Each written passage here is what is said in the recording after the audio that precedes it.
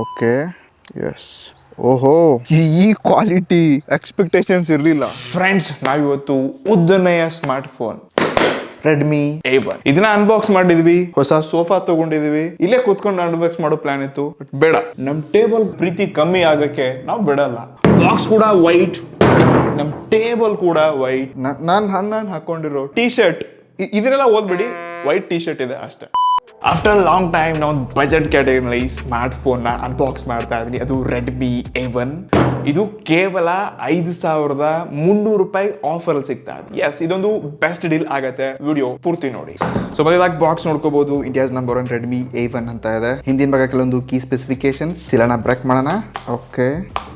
So ಈ box open ಮಾಡಕ್ ಮಜಾ ಇದೆ. ಓಪನ್ ಮಾಡಿದ ತಕ್ಷಣ ನಮ್ಮ ಫೋನ್, ಓಹೋ, ತುಂಬಾ ಉದ್ದ ಇದೆ. ಇದನ್ನ ಬಿಟ್ರೆ 10 ವ್ಯಾಟ್ನ ಪವರ್ ಅಡಾಪ್ಟರ್ ಮತ್ತು ಟೈಪ್ ಸಿ ಕೇಬಲ್.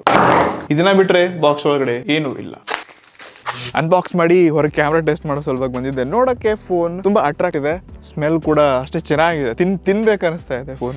ಎಸ್, ಮೊದಲಾಗಿ ಈ ಸ್ಮಾರ್ಟ್ ಫೋನ್ ನೋಡ್ಕೊಂಡಾಗ ನಂಗೆ ತುಂಬಾ ಖುಷಿ ಆಯ್ತು. ಸೊ ನಾವೆಲ್ಲ 5-6 ಸಾವಿರ ರೂಪಾಯಿ ಬಜೆಟ್ ಅಲ್ಲಿ ಮೊದಲು ನೋಡ್ತಿದ್ವಿ, ಅದೆಲ್ಲ ಚಿಕ್ಕದಾಗಿರ್ತದೆ. ಬಟ್ ಈ ಸತಿ ದೊಡ್ಡದಾಗಿದೆ ಸೈಜ್, ಮತ್ತು ಲೈಕ್ ದೊಡ್ಡ ಫೋನ್ ಅಂತ ಲೈಕ್ ಫೀಲ್ ಆಗತ್ತೆ. ಇದು ಬಜೆಟ್ ಕ್ಯಾಟಗರಿ ಅಂತ ಅನ್ಸೋದಿಲ್ಲ. ಸೊ ತುಂಬಾ ಉದ್ದ ಇದೆ ಮತ್ತು ಕೈಯಲ್ಲಿ ತುಂಬಾ ಗಟ್ಟಿಯಾಗಿ ಹಿಡ್ಕೋಬಹುದು. ಡಿಸೈನ್ ಕೂಡ ಅಷ್ಟೇ ಇಂಟ್ರೆಸ್ಟಿಂಗ್ ಇದೆ. ಸೊ ಹಿಂದಿನ ಭಾಗ ಪ್ಲಾಸ್ಟಿಕ್ ಒಂದು ರೀತಿ ಟೆಕ್ಸ್ಚರ್ ಡಿಸೈನ್ ಇದೆ. ಡ್ಯುಯಲ್ ಕ್ಯಾಮ್ರಾ ಕೊಡ್ತಿದ್ದಾರೆ ಮತ್ತು ಸೈಡ್ ಬಟನ್ಸ್ ಕೂಡ ತುಂಬಾ ಸ್ಮೂತ್ ಇದೆ. ಸೊ ವ್ಯಾಲ್ಯೂಮ್ ಬ್ರೋಕರ್ ಕೀಸ್ ಗಳನ್ನ ನೋಡ್ಕೋಬಹುದು. ಮೇಲೊಂದು ಸ್ಪೀಕರ್ ನ ಕೊಡ್ತಿದ್ದಾರೆ, ಕೆಳಗಡೆ ಸಿ ಪೋರ್ಟ್ ಮತ್ತೊಂದು 3.5 mm ಜಾಕ್ ಇದೆ. ಒಟ್ಟಾರೆ ಇದು 5,500 ರೂಪಾಯಿ ಹತ್ರ ಆಫರ್ ಅಲ್ಲಿ ಸಿಗುತ್ತೆ. ಬಟ್ ಈ ಪ್ರೈಸ್ ರೇಂಜ್ ಅಲ್ಲಿ ನಾನ್ ಬೆಸ್ಟ್ ಮತ್ತು ಚೆನ್ನಾಗಿರುವಂತ ಡಿಸೈನ್ ಅಂತ ಹೇಳಬಲ್ಲೆ.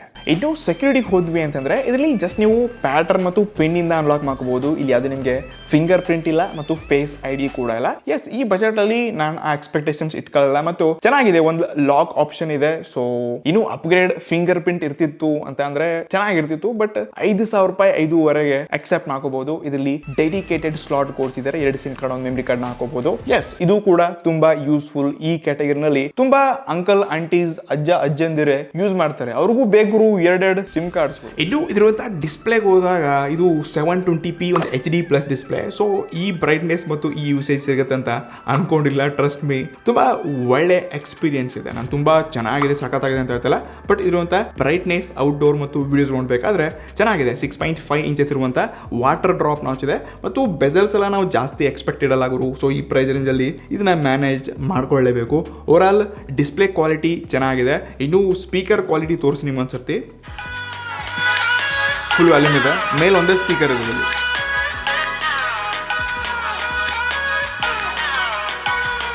ತುಂಬಾ ಕಡಿಮೆ ವ್ಯಾಲ್ಯೂಮ್ ಇದೆ ಆಯ್ತಾ. ನೀವು ಜಾಸ್ತಿ ಸೌಂಡ್ ಕೇಳೋಕ್ಕೆ, ಸಾಂಗ್ಸ್ ಕೇಳೋಕ್ಕೆ ಅಷ್ಟೊಂದು ಸರಿ ಅನಿಸಿಲ್ಲ ನನಗೆ. ಇಲ್ಲಿ ಸ್ಪೀಕರ್ ಇನ್ನಷ್ಟು ಅಪ್ಗ್ರೇಡ್ ಇರಬೇಕಾಗಿತ್ತು.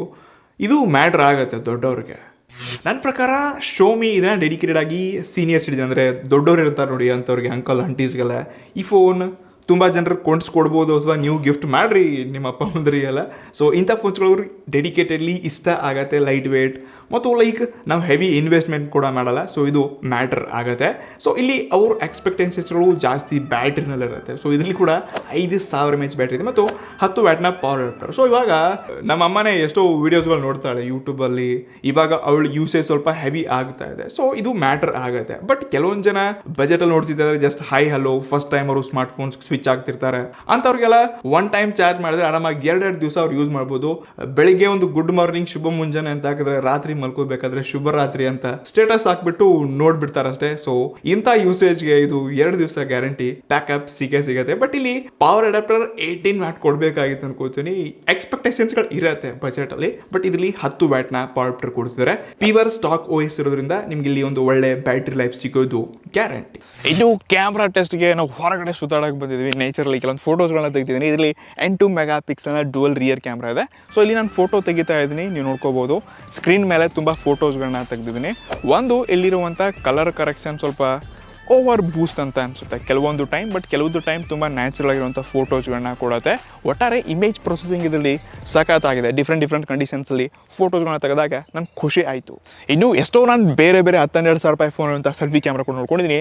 ಅದೇ ರೇಂಜಿಗೆ ನನಗೆ ಇಲ್ಲಿ ಕ್ವಾಲಿಟಿ ಸಿಗ್ತಾ ಇದೆ. ಕೇವಲ 5 ಮೆಗಾಪಿಕ್ಸೆಲ್ ಇದೆ, ಬಟ್ ಇಮೇಜ್ ಪ್ರೊಸೆಸಿಂಗಲ್ಲಿ ಚೆನ್ನಾಗಿದೆ. ಸೊ ಯಾಕೋ ಏನೋ ಗೊತ್ತಿಲ್ಲ, ಬಜೆಟಲ್ಲಿ ಈ ಕ್ಯಾಮ್ರಾ ಇದ್ರೂ ಕೂಡ ನನಗೆ ಖುಷಿ ಆಗ್ತಾ ಇದೆ. ಸೊ ಇಲ್ಲಿ ಒಂದು ಒಳ್ಳೆ ಚೆನ್ನಾಗಿರುವಂಥ ಫೋಟೋಸ್ ನೋಡ್ತಾ ಇದ್ದೀನಿ. ದಿ ಬೆಸ್ಟ್ ಅಂತ ಹೇಳಲ್ಲ, ಬಟ್ ಇಲ್ಲಿ ಒಂದು ಒಳ್ಳೆ ಎಕ್ಸ್ಪೀರಿಯನ್ಸ್ನ ಕ್ಯಾಮ್ರಲ್ಲಿ ಕೂಡ ನೋಡ್ತಾ ಇದ್ದೀನಿ. ಫೋಟೋಸ್ಗಳು ನನ್ನ ಇಂಪ್ರೆಸ್ ಮಾಡ್ತು. ಇನ್ನು ಇದರಿಂದ ಪರ್ಫಾರ್ಮೆನ್ಸ್ ಹೋದ್ವಿ ಅಂತಂದರೆ ಇದರಲ್ಲಿ ಮೀಡಿಯಾಟೆಕ್ನ ಹೀಲಿಯೋ A22 ಪ್ರೊಸೆಸರ್ ಇದೆ.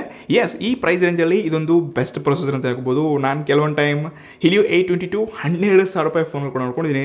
ಎಸ್, 6,000 ರೂಪಾಯಿಗೆ ಇದರಂಥ ಪರ್ಫಾರ್ಮೆನ್ಸ್ ನಾನೆಲ್ಲ ಬೇರೆ ಫೋನ್ಸ್ಗಳು ನೋಡ್ಕೊಂಡಿದ್ದೀನಿ. ಸೊ ಇದರಲ್ಲಿ ಒಂದು ಮಿಡ್ ಆ್ಯಂಡ್ ನಾರ್ಮಲ್ ಗೇಮ್ಸ್ಗಳನ್ನ ಆಡ್ಬೋದು ಮತ್ತು ಡೇ ಟು ಡೇ ಟಾಸ್ಕ್ ನೀವು ವಾಟ್ಸಪ್ ಯೂಟ್ಯೂಬ್ ಎಲ್ಲ ಆರಾಮಾಗಿ ಯೂಸ್ ಮಾಡ್ಬೋದು. ಅದು ಇದರಲ್ಲಿ ಪ್ಯೂರ್ ಗೂಗಲ್ ಸ್ಟಾಕ್ ವಹಿಸಿರೋದ್ರಿಂದ ನಿಮಗೆ ಲ್ಯಾಗ್ ಫ್ರೀ ಅಪ್ಲಿಕೇಶನ್ಸ್ಗಳನ್ನ ಕೆಲವೊಂದು ಟೈಮ್ ನಾನು ಮಾತ್ರ ಯೂಸ್ ಮಾಡ್ತಿದ್ದೆ, ಬೇಕಾದರೆ ಓಪನ್ ಮಾಡ್ತಿದ್ದೆ. ಬಟ್ ಕೆಲವೊಂದು ಟೈಮ್ ಇದರಲ್ಲಿ ತುಂಬ ಸ್ಲೋ ಓಪನ್ ಆಗುತ್ತೆ. ಸೊ ಇದರಲ್ಲಿ ಸ್ಟೋರೇಜ್ ಟೈಪ್ ಯಾವುದಿದೆ ಅಂತ ಗೊತ್ತಿಲ್ಲ. ಬಟ್ LPDDR4X ರ್ಯಾಮ್ ಮಾತ್ರ ಇದೆ. ಸೊ ರ್ಯಾಮ್ ಸಲುವಾಗಿ ಪ್ಯೂರ್ ಸ್ಟಾಕ್ ಸಲುವಾಗಿ ಇದೊಂದು ಲಾಂಗ್ ಟರ್ಮ್ ಯೂಸೇಜಲ್ಲಿ ಒಂದು ಒಳ್ಳೆ ಪರ್ಫಾರ್ಮ್ ಮಾಡಬಹುದು ಅಂತ ನಾನು ಹೇಳಬಲ್ಲೆ. ಓವರಾಲ್ ಪ್ಯೂರ್ ಸ್ಟಾಕ್ ವಹಿಸೋದ್ರಿಂದ ನಿಮಗೆ ಆಂಡ್ರಾಯ್ಡ್ 12 ಗೋ ಎಡಿಷನ್ ಸಿಗ್ತಾ ಇದೆ ಮತ್ತು 332 GB ವೇರಿಯಂಟ್ ಮಾತ್ರ ಆಪ್ಷನ್ಸ್ ಇದೆ. ಸೊ ಖಂಡಿತ ಸ್ಟೋರೇಜಲ್ಲಿ ಮೆಮರಿ ಕಾರ್ಡ್ ಹಾಕೋಬೋದು. ಬಟ್ ಇದು ಪರ್ಫಾರ್ಮ್ ಮಾಡಬೇಕಾದ್ರೆ ಮುಂದಿನ ದಿನಗಳಲ್ಲಿ ಸ್ವಲ್ಪ ನಿಮಗೆ ಇಶ್ಯೂ ಆಗ್ಬೋದು. ಬಟ್ ಈ ಫೋನ್ ಡೆಡಿಕೇಟೆಡ್ಲಿ ನೀವು ಯಾರು ಕೊಡ್ಬೇಕು ಅಂದ್ಕೊಂಡಿದ್ದೀರಾ ಅದನ್ನು ಥಿಂಕ್ ಮಾಡಿ ಇದನ್ನು ತಿಳ್ಕೊಳ್ಳಿ. ಕೊನೆಯದಾಗಿ ಇದು 6,299 ರೂಪಾಯಿಗೆ ಆಫೀಸಲ್ಲಿ ಲಾಂಚ್ ಆಗಿದೆ. ಬಟ್ ನಿಮಗೆ ಕಾರ್ಡ್ 4-5 ಡೆಬಿಟ್ ಕ್ರೆಡಿಟ್ ಕಾರ್ಡಿನೋ ಬ್ಯಾಂಕ್ ಆಫ್ ಬರೋಡಾ, ICICI ಮತ್ತು ಬೇರೆ ಬೇರೆ ಕಾರ್ಡ್ಸ್ಗೆಲ್ಲ ಕೊಡ್ತಾರೆ. ಸೊ ಆ ಕಾರ್ಡ್ ಥ್ರೂ ತೊಗೊಂಡ್ರಿ ಅಂತಂದರೆ ನಿಮಗೆ ಹತ್ರ 1,000 ರೂಪಾಯಿ ಕಮ್ಮಿ ಆಗುತ್ತೆ, 5,300 ರೂಪಾಯಿ ಸಿಗುತ್ತೆ. ತೊಗೊಳ್ಬೋದಾ ಅಂತ ಕೇಳ್ತಿದ್ದೀರಾ ಅಂತಂದರೆ ಖಂಡಿತ 6,000 ರೂಪಾಯಿ ಹತ್ರ ಸಿಕ್ತು ಅಂದರೆ ಕೂಡ ತೊಗೋಬೋದು. ಇದು ಚೆನ್ನಾಗಿದೆ. ಬಜೆಟ್ ಕ್ಯಾಟಗರಿನಲ್ಲಿ ಒಳ್ಳೆ ಬಿಲ್ಡ್ ಕ್ವಾಲಿಟಿ, ಡಿಸೈನ್, ಕ್ಯಾಮ್ರಾ ಕೂಡ ಇಂಟ್ರೆಸ್ಟಿಂಗ್ ಇದೆ, ಬ್ಯಾಟ್ರಿ ಕೂಡ ಚೆನ್ನಾಗಿದೆ.